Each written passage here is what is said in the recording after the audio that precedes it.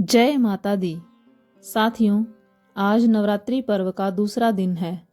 आज के दिन माँ दुर्गा की दूसरी शक्ति यानी ब्रह्मचारिणी माँ की पूजा व अर्चना की जाती है। शैलपुत्री के बाद माँ ब्रह्मचारिणी की पूजा का विधान है। तो साथियों, कैसे हैं आप सब? आशा करते हैं कि आप सभी मंगलमय होंगे। एक बार फिर से आपका स्वागत है हमारे YouTube चैनल में, जिसका नाम है धार्मिक कथाएं। नवरात्रि में माँ के नव रूपों की कथा सुनने के लिए नोटिफिकेशन बटन को जरूर दबाएं, ताकि प्रत्येक दिन माँ के विभिन्न रूपों की कथा का श्रवण व मनन कर सकें। अगर चैनल पर नए हैं तो चैनल को सब्सक्राइब अवश्य करें। कमेंट बॉक्स में जय माता दी अवश्य लिखें। तो चलिए जानते हैं माँ ब्रह्मचारिणी की पूजा विधि, उनका स्वरूप, मंत्र एवं कथा के बारे में। साधक इस दिन अपने मन को माँ के चरणों में लगाते हैं। ब्रह्म का अर्थ है तपस्या और चारिणी यानी आचरण करने वाली। इस प्रकार ब्रह्मचारिणी का अर्थ हुआ तप का आचरण करने वाली। इनके दाहिने हाथ में जप की माला एवं बाएं हाथ में कमंडल रहता है। इस दिन साधक कुंडलिनी शक्ति को जागृत करने के लिए माँ की साधना करते हैं। माँ दुर्गा का यह स्वरूप भक्तों और सिद्धों को अनंत फल देने वाला है।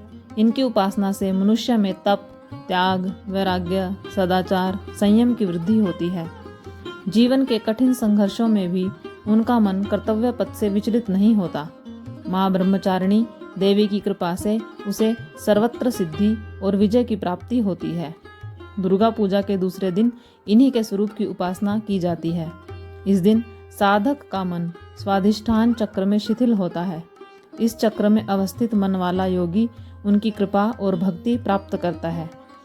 इस दिन ऐसी कन्याओं का पूजन किया जाता है जिनका विवाह तो तय हो गया हो, लेकिन अभी शादी नहीं हुई है। माँ ब्रह्मचारिणी को प्रसन्न करने के लिए माँ का श्लोक इस प्रकार है। दधाना कर पद्माभ्यामक्षमाला कमंडलु देवी प्रसीदतु मयि ब्रह्मचारिणी अनुत्तमा। या देवी सर्वभूतेषु माँ ब्रह्मचारिणी रूपेण संस्थिता।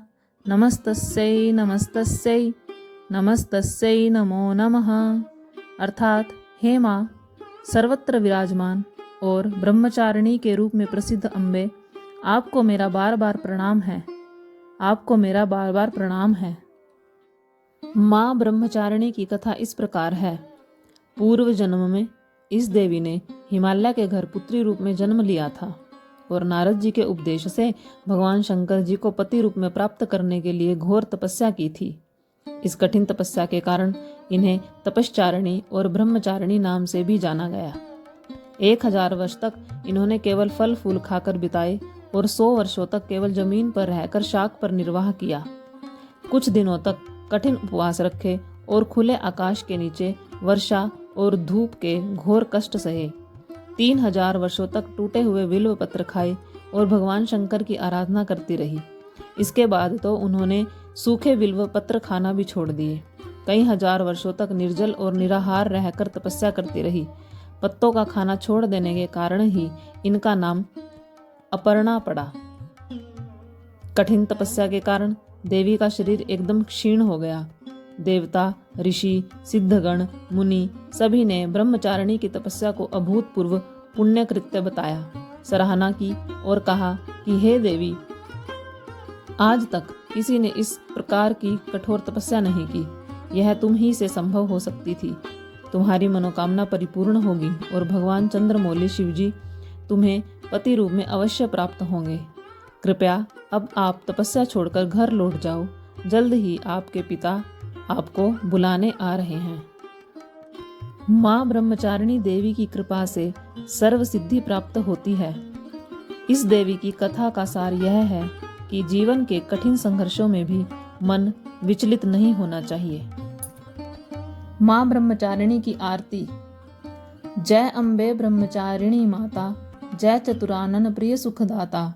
ब्रह्मा जी के मन भाती हो, ज्ञान सभी को सिखलाती हो। ब्रह्म मंत्र है जाप तुम्हारा, जिसको जपे सकल संसारा। जय गायत्री वेद की माता, जो जन निस्दिन तुम्हें ध्याता। कमी कोई रहने ना पाए, कोई भी दुख सहने ना पाए। उसकी वृत्ति रहे ठिकाने, जो तेरी महिमा को जाने। रुद्राक्ष की माला लेकर जपे जो मंत्र श्रद्धा देकर, आलस छोड़ करे गुणगाना, माँ तुम उसको सुख पहुँचाना। ब्रह्मचारिणी तेरो नाम, पूर्ण करो सब मेरे काम। माँ तेरे चरणों का पुजारी, रखना लाज मेरी महतारी। बोले साचे दरबार की जय, ब्रह्मचारिणी माता की जय।